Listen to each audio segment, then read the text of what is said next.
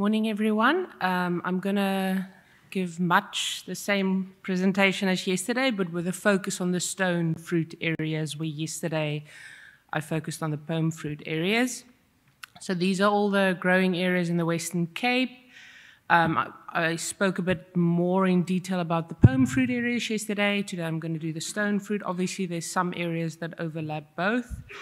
Generally for rainfall, most of the areas fall in the higher rainfall regions of the Western Cape, but as you move into the Klein Karoo and the Langkloof, then obviously rainfall drops off and you also can expect a bit more summer rainfall.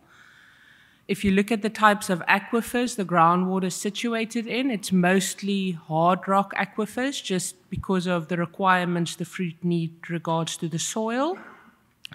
But in areas like the Breede, you do have thick enough sand deposits where you can actually abstract from that intergranular aquifer as well. Quality is generally good. Again, as you move into the Klein Karoo, you're getting the geology changes significantly. So that's where you might have areas where the water quality is not that great in the groundwater.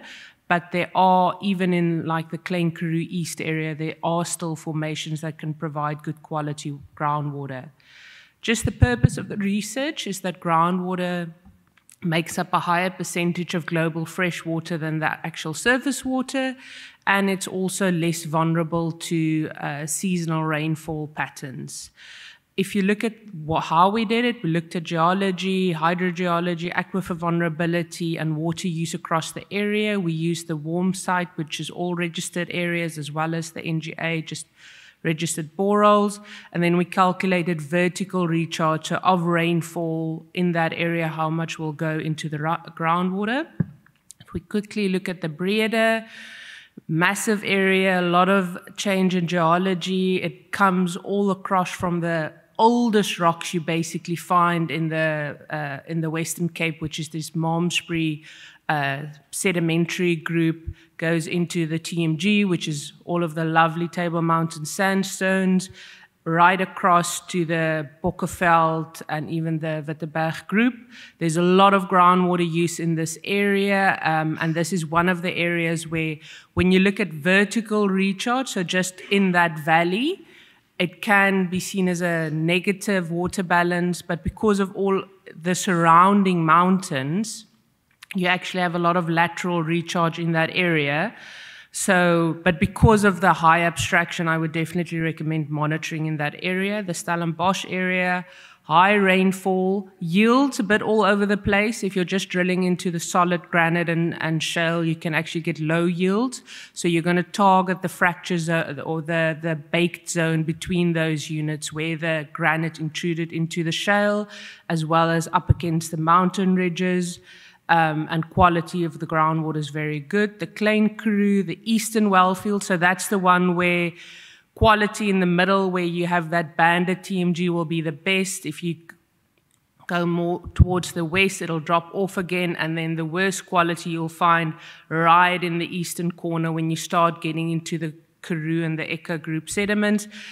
Yields are all over the place, so basically from dry to 20 liters per second. So you really need to site a borehole correctly in this area, and you can get very high yields and good quality water.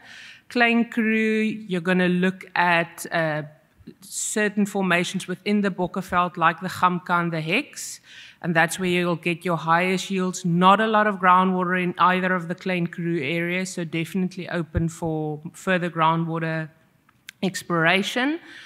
Briefly, just all the areas, most of the areas showed a positive water balance except for 4 specific ones like the Breede, and you do have those mountains with higher rainfall surrounding it, but monitoring is definitely recommended there. Then very quickly we did a Afrikaans and English groundwater guidelines just to help promote how to do things correctly, where the groundwater is, how to monitor, how important it is to test your borehole correctly and do the relevant authorizations linked to that.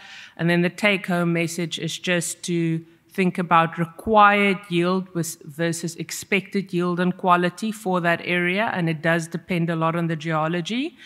And a successful groundwater project include multiple phases across site selection, smart drilling, the correct testing, authorizing it, and then doing the monitoring of that. And then the just last most important point is groundwater is a sustainable, cost-effective water solution, but you need to treat groundwater as a valuable shared resource. Thank you.